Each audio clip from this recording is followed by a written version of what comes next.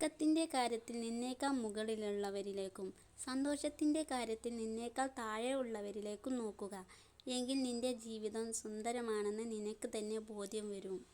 അർഹതയുണ്ടെങ്കിൽ എത്ര കാലം കഴിഞ്ഞിട്ടാണെങ്കിലും നമുക്ക് അവകാശപ്പെട്ടത് നമ്മെ തേടിയെത്തും. കുറവുകൾ നോക്കി മറ്റുള്ളവരെ അവഗണിക്കുമ്പോൾ ഓർക്കണം, വരും നാളുകളിൽ നമുക്കും കുറവുകൾ വന്നേക്കാം. കാരണം നാം മനുഷ്യരാണ്. ആരോടും ഒന്നും പറയാൻ പറ്റില്ല. ചിന്തിക്കുന്നത് വേറെ രീതിയിൽ, പ്രതികരിക്കുന്നത് മറ്റൊരു രീതിയിൽ.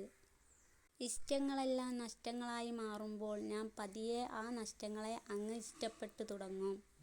എല്ലാം ശരിയാകും എന്നുള്ളത് വിശ്വാസം, എല്ലാം ശീലമാകും എന്നുള്ളത് യാഥാർത്ഥ്യം.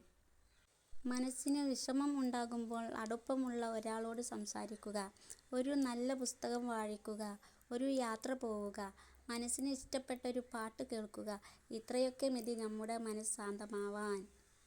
പുറകോട്ട് നോക്കി സങ്കടപ്പെടരുത്. കാരണം നമുക്ക് സഞ്ചരിക്കാനുള്ളത് മുന്നോട്ടാണ്.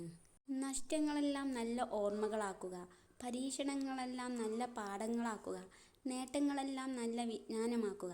ഒന്നും ശാശ്വതമല്ല എന്ന അറിവോടെ ജീവിതം മനോഹരമാക്കുക. ഇന്നലെ ഒരു അനുഭവമാണ്, ഇന്നൊരു പരീക്ഷണമാണ്, നാളെ ഒരു പ്രതീക്ഷയാണ്. ഇതാണ് ജീവിതം.